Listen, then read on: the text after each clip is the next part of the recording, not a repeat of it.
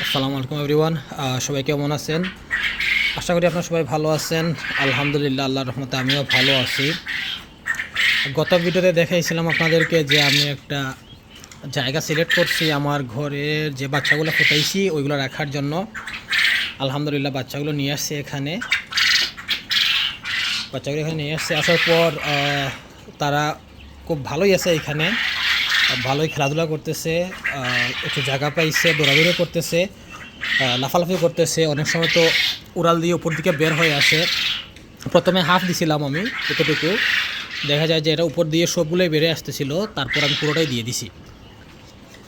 আলহামদুলিল্লাহ, এই যে দেখেন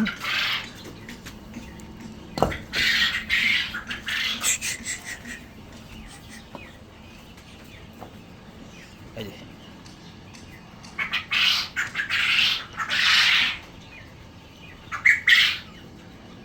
এখানে পাখি বেশি না, 134টা ছিল, সেখান থেকে আমি 10টা পাখি দিয়ে দিছি একজনকে।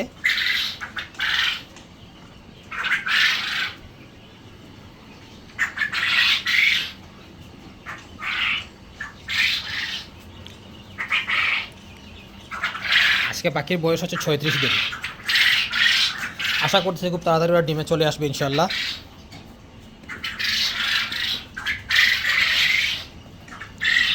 এখানে দুইটা লাইট দিয়ে রাখছি, আর এই যে এই জায়গাটা পর্দা তুলে দিচ্ছি। এখন আস্তে আস্তে বাতাসও আসতেছে, ঘরের মধ্যে কোনো গ্যাসও জমতেছে না। প্লাস হচ্ছে একটু পর আপনার ঘন্টাখানেক পরে এই জায়গাটাতে পুরোটা রৌদ্র পড়বে, ডাইরেক্ট এসে রোদ পড়বে। এটা পাখির জন্য ভালো। সোফার পাখিরা ভালো আছে আলহামদুলিল্লাহ।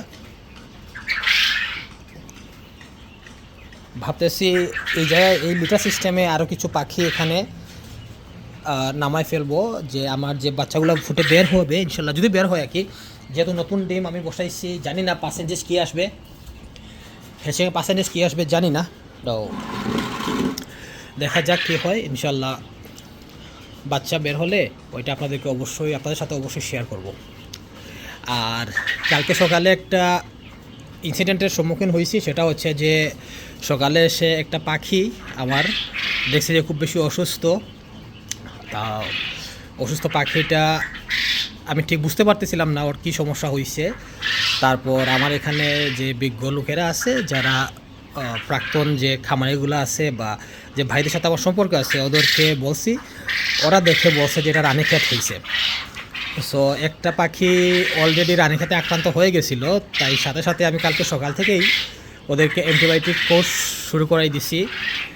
সোফার ভালো আছে পাখি, বলছে যে 3 দিন অ্যান্টিবায়োটিক কোর্স করাইতে, তারপর কি হয় ওকে জানানোর জন্য। তবে একটা জিনিস দেখতেছি যে কালকে থেকে অ্যান্টিবায়োটিক শুরু করার পরে আজকে নর্মালি সকালে আমি যতটা ডিম পাই তার 3 ভাগের 1 ভাগ ডিম পাইছি, মানে ডিম প্রোডাকশনটা কমে গেছে অলরেডি। খুব জলদি ডিম প্রোডাকশনটা কমে গেছে। প্রতিদিন আমার 300+ ডিম আসে, আর আজকে দেখি রাত্রে পর্যন্ত কয়টা ডিম আসে। যদি 300+ ডিম থাকে তো আলহামদুলিল্লাহ, বাট এখন পর্যন্ত যে অবস্থা দেখতেছি আমার মনে হয় না 300+ ডিম পাবো। ওদের প্রোডাকশনটা একটু কমে গেছে, এটা জানতাম আগেই থেকেই, বা যারা কোয়েল পালে বা মুরগি পালেন ওরা জানেন যে যখন পাখির বড় কোনো অসুখ হয়, স্পেশালি রানীক্ষেত বা মরণব্যাধি কোনো অসুখ হয় বা অসুখ থেকে বের হয়ে আসে, তখন ওদের প্রোডাকশন কমে যায়। আপনার সপ্তাহ 2-1-এর জন্য কমে যায়, কোনো কোনো ক্ষেত্রে মাসও চলে যায়। ওটা পাখির উপর ডিপেন্ড করে, আর আমার মেনটেনেন্সের উপর ডিপেন্ড করে ওটা কী করবে। তো এইটা খুব খারাপ লাগলো যে এত পরিষ্কার রাখার পরও, ক্লিন রাখার পরও যে পাখির মধ্যে রানীক্ষেতের লক্ষণটা দেখা দিছে, এটা আসলে খুবই ডিসঅ্যাপয়েন্টিং। তারপরেও যা হয় সব আল্লাহর হুকুমেই হয়। আর তাছাড়া নতুন খামার করার পর তো খাওয়ানো না, এটা তো জাস্ট একটা ঘরে আমি নিজের শখের জন্য করতেছি। তারপর অনেক মানুষ আসতেছে বাইরে থেকে দেখার জন্য। সো এটা আসলে যে রানীক্ষেত যে রোগটা, এটা অনেকটা কিছু ছোঁয়াচে রোগ। যেমন আপনি যদি কোনো একটা খামারে বেড়াতে যান, ওইখানে যদি কোনো পাখি রানীক্ষেত বা থাকে, কোনো পাখি বা কোনো পশু পাখির, তো আপনি যদি এখানে যান তো ওই ভাইরাসটা আপনার সাথে হয়ে চলে আসে। একটা খামার ভিজিটের পর যদি আপনি আরেকটা খামার ভিজিটে যান, তাইলে ওই খামারে কিন্তু রানীক্ষেতের আপনার ভাইরাসটা ছড়িয়ে পড়ে। এইটাই নর্মাল প্রসেস। আর তাছাড়া ঠান্ডার সময় একটু অসুস্থ হয় পাখিরা, স্বাভাবিক। সব কিছু মিলিয়ে অসুখ পড়ছে আর কি। সো অ্যান্টিবায়োটিক চলতেছে।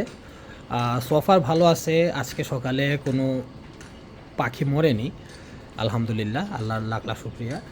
আর নিচে যে পাখিগুলো আছে ওরা বলছিল যে ওদেরকেও অ্যান্টিবায়োটিক করানোর জন্য, বাট আমি করাইনি।